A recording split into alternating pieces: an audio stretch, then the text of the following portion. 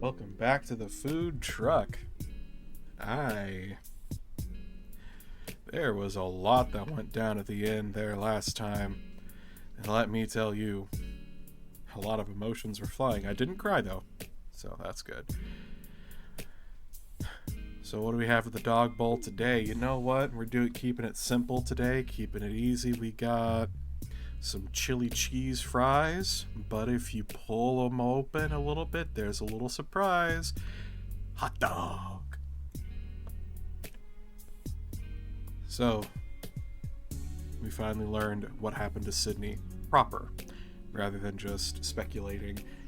Because I legitimately just thought Sydney, vanished. I thought Sydney got kidnapped or something.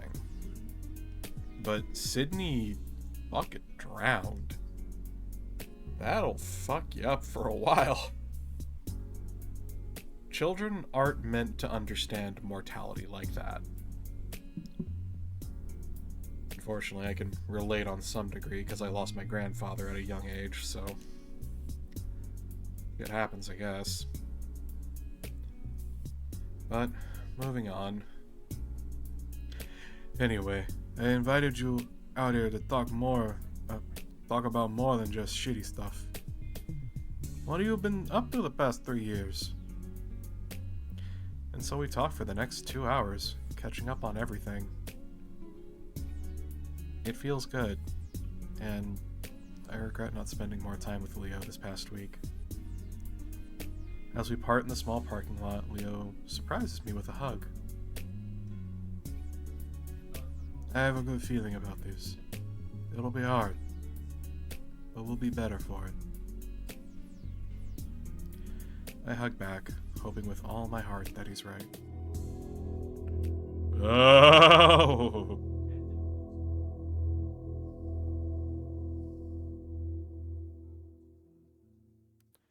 Dudes, I don't know about this. I peek into the bathroom, watching as Carl stares at himself in the mirror, running his fingers through his hair. You look great! Raven stands back, grinning with a tremor in his paws, looking Carl up and down. Tell him, Chase! Carl looks at me and I have to agree that he looks quite a bit better. You look fantastic. A lot cleaner. Thanks. That's a backhanded compliment, you asshole. Now take a shower! Before Carl can say anything, Raven shoves the mall bag into Carl's chest before slamming the door in his face. Man, this is gonna be great! If the interview is based on looks alone, he'd have that job locked! Yeah, probably. So with that, we move to the living room, and we wait.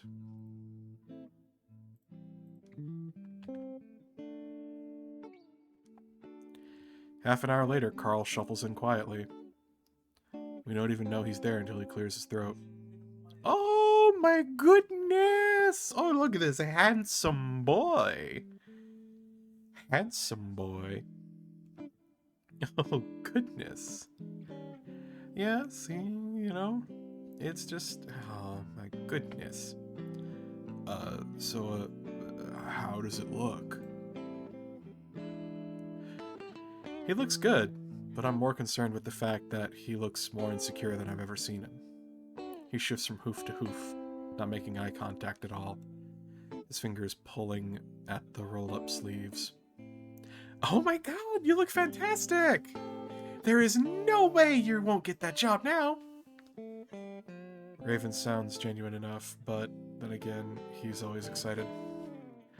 Carl looks over at me. I give a start, realizing how bad my silence must have seemed. You do look great, Carl.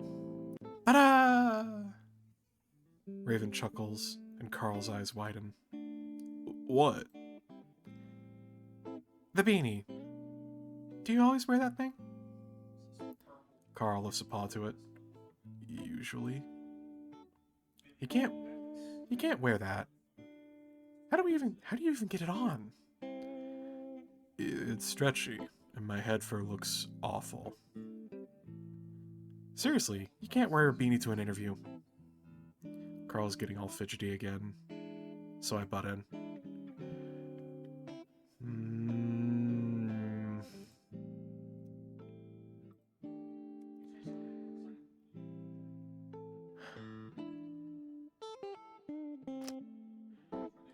I don't want to...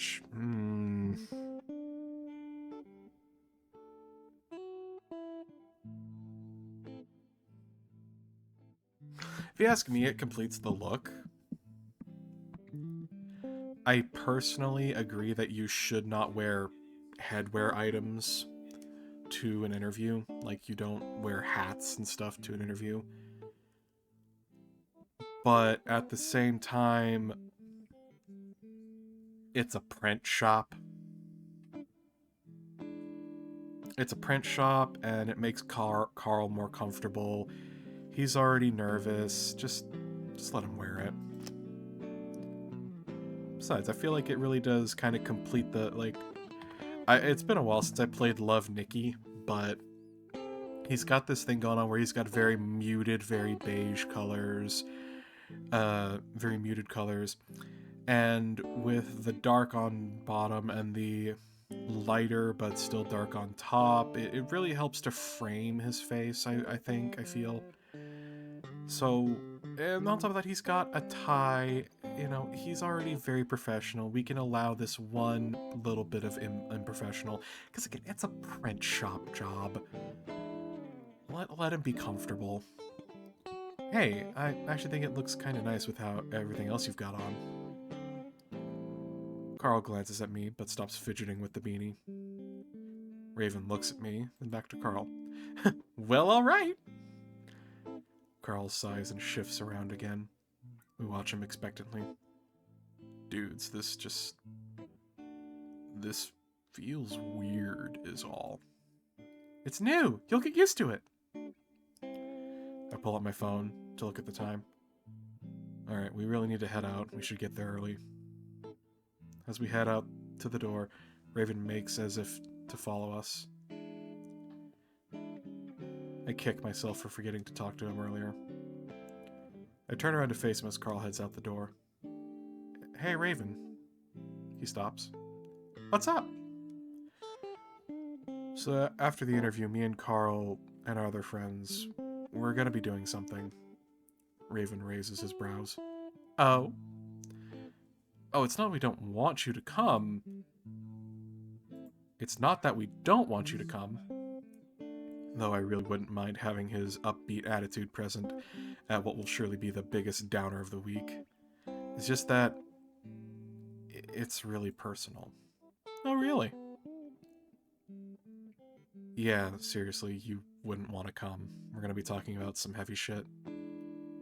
Raven seems to perk up a little at that. Oh! Well, I wouldn't want to intrude. I'll just hang out here then. Yeah, we'll be back soon. Okay? Sounds good, but you have to tell me how the interview goes. I know he's going to do amazing. I will, and he will. See you in a few. Carl looks confused as I come out to the car alone. Where's Raven? I sit down and make a show of buckling my seatbelt. So I wanted you to tell you this after the interview so you didn't have any more to stress out over. What? I pause as I back out, pretending to be distracted so I can gather my thoughts. So, Leo wants us to meet up at the lake. The lake? The lake? Yeah. Why? Closure, he says. Carl stays quiet as we drive through Echo, and I swerve to avoid all of the potholes. As I'm merging onto the highway, he finally speaks up. I think that's a good idea. Like, we've been sitting on this for how long? We should do it while we got the chance. I nod my agreement. I just hope everyone else feels the same. We fall back into silence, and it stays that way for the remaining 20-minute drive. Carl gets more nervous the closer we get. I can see his knees bouncing out one of the corner of my eye as he stares out the window. I reach out and put a paw on his shoulder as we pull into the parking lot of the print shop. You look awesome, and you're gonna do amazing. Carl starts taking deep breaths, staring out the windshield. Just be yourself. Everyone loves a relaxed employee. I wish you'd let me have a smoke before we left. Yeah, go into an interview smelling like pot. Great idea. Carl giggles nervously, but otherwise doesn't move. Do you want me to go in with you? Carl shakes his head quickly, unbuckling his seatbelt as he opens the car door. No, man, I'll be fine. Okay, cool. I'll be waiting. I grin at him, but he just shuts the door and ambles out up to the print shop. He pushes on the door, and when they don't move, he pushes harder, shaking the glass. I start to open my door to tell him to pull instead, but he seems to figure it out before I have to, and he disappears inside. Oh no. Remember, kids, all external doors must be able to swing out. That is a fire code. If that is a fire code. If you go to a place and an external door swings in instead of out, call the fire marshal. I don't give a flying fuck where you are, whose shop it is, whatever's happening. You call that fire marshal, because that's a safety hazard. If you want to know how bad of a safety hazard it is, like, oh, it's not that bad, look up the Chicago Theater fire. Alright? Look up what happened there. It is a safety hazard, and we have laws and regulations for a reason. Every safety law is written in blood. Oh, Carl. Then I sit back and wait. I try to take a nap since I'd been up all night with Raven and Carl gaming, but the heat beating down through the windows becomes too uncomfortable.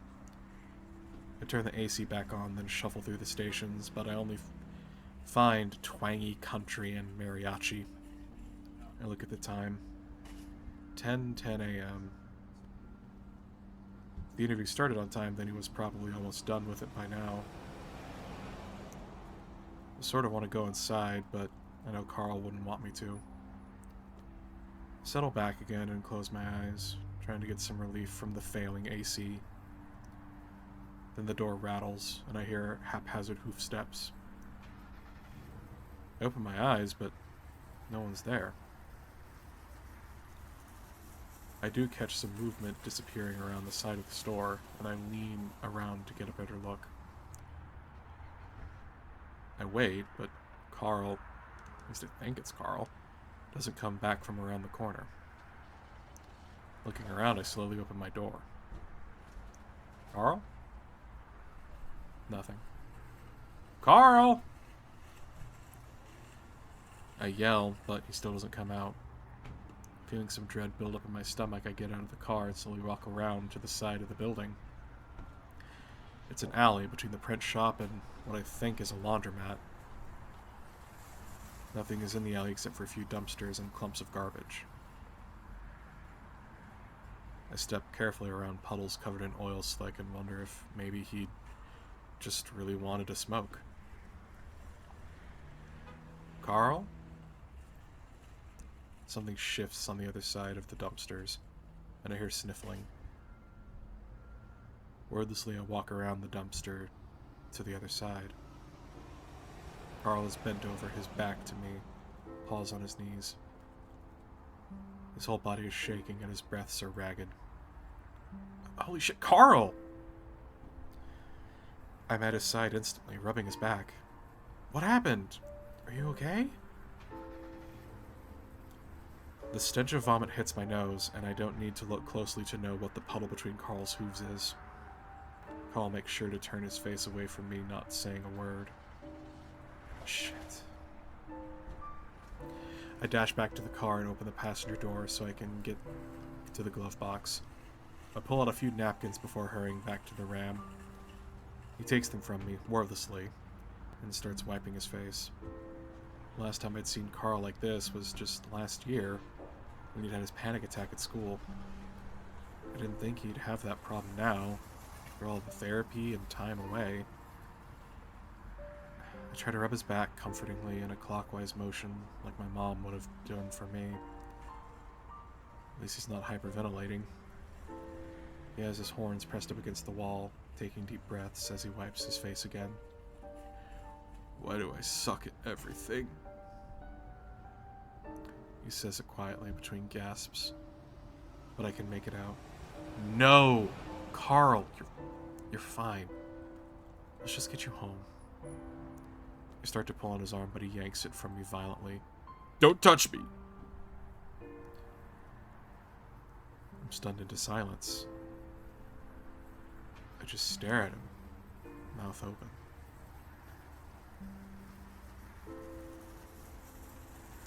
He glances at me and his eyes are red. And for once, it's not because of weed. Carl starts off toward the car on his own, spitting off to the side as he does. Carl, what happened? He rolls on me. I fucked up, obviously. Any more fucking questions? His voice breaks apart on the last sentence, and he turns away from me as his face starts to screw up. My stomach feels hollow as I watch Carl get into my car. I've never seen him like this. He immediately hunches forward, head in his paw. I slowly walk up to the driver's side door, feeling like the crying myself. I sit for a while, waiting to see if Carl is going to say anything. He does. I'm sorry. He blurts it out through his fingers. I look over at him, scared to say anything in case I say the wrong thing.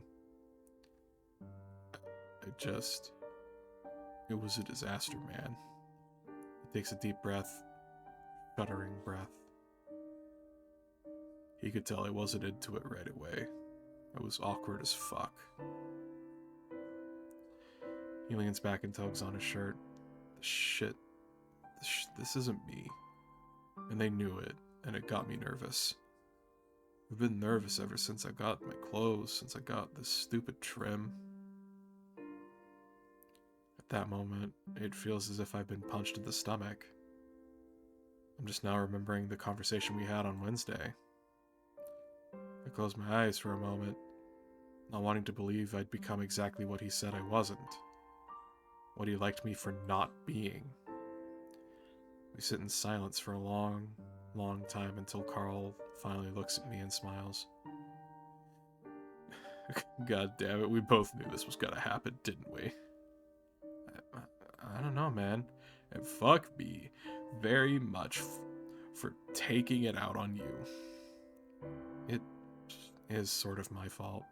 Nope, I'm the one that screwed up the interview. Carl settles back in his seat. Now with that fuck up out of the way, on to the next one. I force a smile. You sure you still want to go?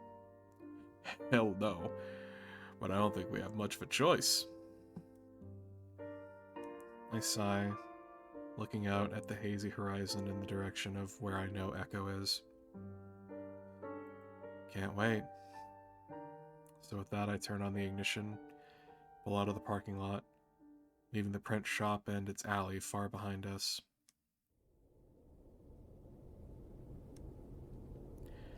Leo, TJ, Flynn, and Jenna are all gathered around a picnic table. It's set out neatly on the concrete in front of the rocky shore of the lake. None of this existed when we were kids. In fact, it didn't exist when I left. I was trying really hard to stay alive. I don't need to get out of the car to gauge the mood my friends are in. Their shoulders slumped, faces turned away from each other. As I park, Leo's ears perk, and he turns to wave at us. I take a deep breath and turn to Carl. You ready? Nope. Nevertheless, he opens his door and steps out, and I do the same. The sun beats down on us, but being this close to the lake cools things down a bit. As we approach, I see Leo with his butt up against the edge of the table, while TJ sits next to him. Jenna is next to TJ, while Flynn sits across from Jenna. When Flynn turns around, he immediately zeroes in on Carl. What the hell happened to you? Drugs, sex, and rock and roll. He does kind of look like the lead singer of he does kind of look like the lead singer of a pop band, or like a pop punk band. You know, like I could totally see him like belt out into like an MCR song or something. Out of order, bud. No, I just put it in the appropriate descending order. Flynn rolls his eyes, then looks at me. Hey, fuckboy. Maybe you can talk some fucking sense into this idiot. Leo's ears are flat, but he doesn't look at Flynn. Glad you guys could make it. Sure. Carl sits down next to Flynn, and I sit on Carl's other side across from TJ. The silence that follows is possibly the most awkward one of the week. Flynn snickers. See, this was stupid. How about we let it happen naturally, Flynn, instead of using every moment to take shots at people? You're fucking one to talk, Jenna. Jenna's tone is icy. She hasn't even acknowledged me or Carl. TJ, meanwhile, keeps his head down, poking a sharp claw into the soft wood of the table. Flynn shrugs and starts to do his trademark I don't give a fuck lean back pose, but gives a start when he realizes there isn't any backing on the bench. Well, we've been sitting here for the last 20 minutes and nothing's happened. Maybe you want to start us off. Flynn sighs. Well, we could all talk about how I never agreed to this shit. How Leo's a complete fucking idiot for forcing this to happen, and that I wonder what he thought this would accomplish anyway. That's a start, I guess. Flynn sets his jaw. Of course, talk would actually get us somewhere. The talk that would actually get us somewhere wouldn't be from me, and he's not talking. The temperature seems to lower in the impossibly hot air, and I don't look at TJ to see how he reacts. After a brief silence, Leo speaks up. How about we start with you, Flynn? Flynn looks at Leo, brows raised. How do you feel about what happened? I see Flynn clench his jaw. What? His tone sends shivers down my spine, and I feel Carl tense up next to me. I look out across the lake, the shimmering reflections blinding me. You never talk about it. Maybe it'll help? Sweat pours down the back of my neck, builds up under my arms. Even with the wind coming off the lake, it's way too hot. By telling you how I fucking feel? How the fuck do you think I feel? Flynn screams as TJ jumps in front of me. You're just gonna keep it buried your whole life, Garoba? I think about the time I used to come down to this spot every day and skip rocks with Jenna and TJ. So this is how you plan to fucking get us over this? By fucking making fun of me? I'm not making fun of you. I'm trying to help you. Taunting someone who's felt like shit for a decade is a pretty weird way of helping. Please, guys. Don't you even fucking talk right now. Don't you dare talk to him like that. We all went through this. Calm down, Flynn. The table shakes as Flynn slams his fist down on the wood, snarling and standing up. Tell me to calm down one more fucking... Just shut the hell up! I stand up. Whoa, yeah. Suddenly, like, the most passive person in the group is fucking speaking up. Everyone turns to look at me, including Flynn. I don't say anything. Instead, I just strip off my shirt. What are you doing? I don't answer him. Instead, I take off my belt and slide my pants off my pants so that I'm only left in my boxers. Without a word, I head to the lake. It's about 100 yards from the table to the lake, and while most of the way there is sand, a good stretch of it is pointy rocks. I make my way carefully over this section, remembering the numerous cuts I'd gotten as a kid. I don't look back until I'm right at the water's edge. When I do, I see Leo following me in the process of taking his own shirt off. The rest of them are still sitting at the table, but I don't care, because this is really just for me. I step into the water and sigh at how cool it is before I wade out further. Once I'm waist deep, I dive under the water and pop up several feet further away from the shore. I'm neck deep at this point, and when I look back, I see Carl now, standing at the lake's edge, paws deep in his pockets. Behind him, Jenna is helping TJ across the rocks. Only Flynn remains behind at the table, watching us all. Leo's up to his chest at this point, and I swim in a circle around him before diving under, then popping up right in front of him. Sneaky order. He splashes water in my face, and I cough. Don't be that way. I swim around him some more, and laugh at how he flounders at me. He was always a terrible swimmer. I dive under the water again and swim up toward the shore, popping up about 10 feet away from Carl. You having fun?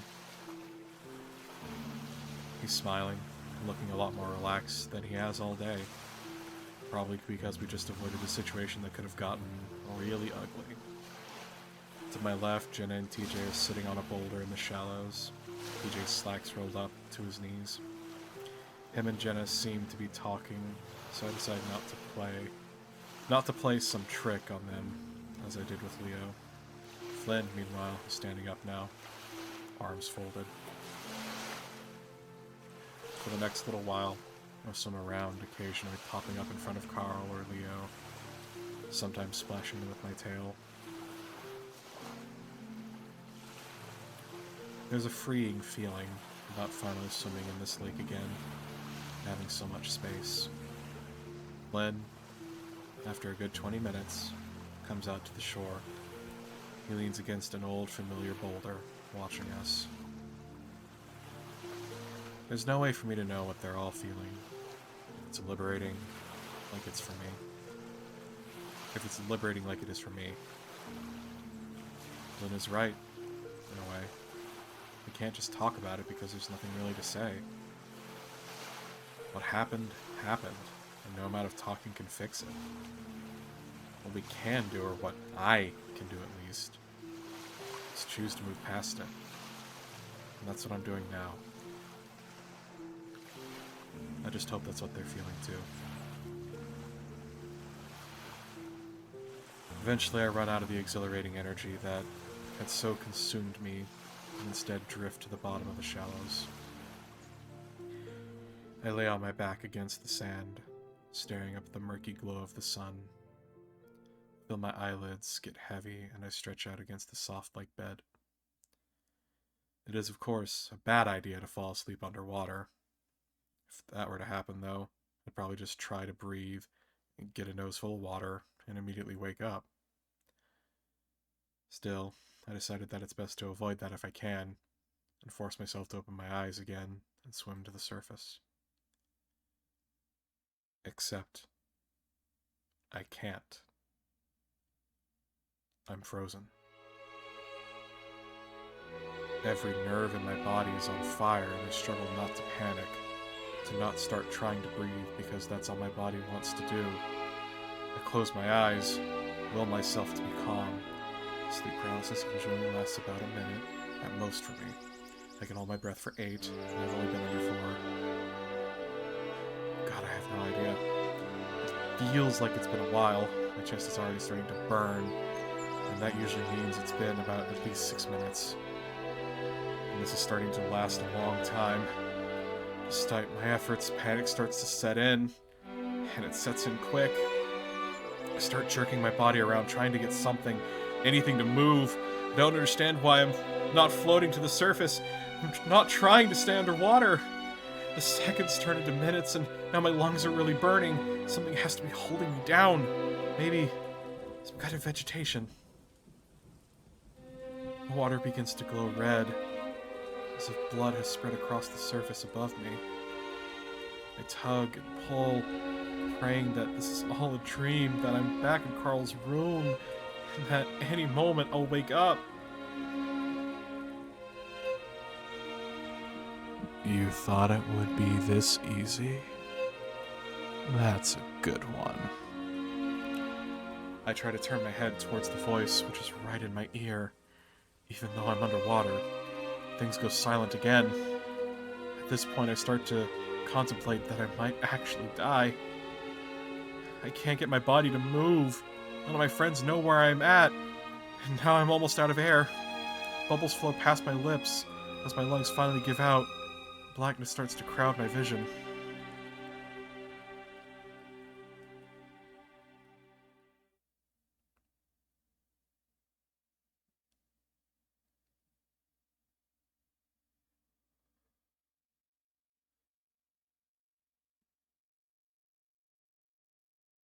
He's waking up! My eyes open slowly, painfully, and I'm face to face with a ram's muzzle wet with tears. Oh my god, he is. Give him room! I feel some rough paws supporting my back, turning me on my side. Can you breathe, Chase? Leo's voice is ragged next to my ear. Yeah. No. I'm fine. I sit up quickly and a wave of dizziness threatens to topple me over again. I feel movement behind me, out of my field of vision. No! I can't believe this. Can't fucking believe this! Lynn's voice is torn and ragged. I barely recognize it. Calm down, Flynn! No! We're forced to come here, and then this shit happens! Guys, I need to go. DJ! Flynn, get over here! I feel Leo's support leave me. Carl is sitting crouched down in front of me, though. Oh my god, dude, what happened? Carl's gasping like he's the one that was just underwater. I don't know. Carl rubs my back as I rest my head in my paws. Vaguely, I can hear more yelling behind me, and Carl looks up too. No, don't! Leo, help! Despite my aching head, I turn and see Flynn chasing TJ. Grab him and throw him onto the rocks. Flynn doesn't get any further though, because Leo tackles him with such force that they fly a good 5 feet before smashing down onto the rocks and sand. Leo wraps an arm around Flynn's neck and yanks him up hard. Jesus. Carl stands up and starts gasping again. I try to, but I fall back down on my ass. Carl reaches down to help me up. Shit, you're not okay. Carl steadies me, but I'm distracted with trying to see what's happening. Leo's leaning down with his muzzle right up against Flynn's head, yelling at him. Meanwhile, Jen is crouched over TJ. Carl starts to breathe heavily again, his wheezing picking up speed. I look over at him, and his eyes are glazed as if he's watching everything from afar. Carl?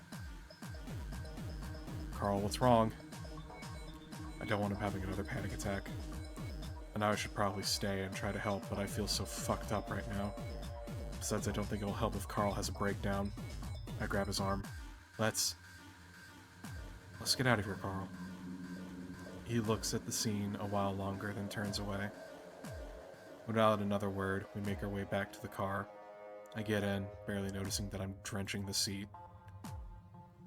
Looking through the windshield, I see that my friends are still in the same position we left them, except Jenna.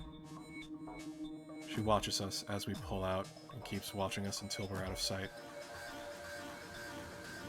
Carl stays in his glazed state as we make the short drive back to his house. I can't give him much of my attention, though. I'm more preoccupied with the fact that something terrible just happened.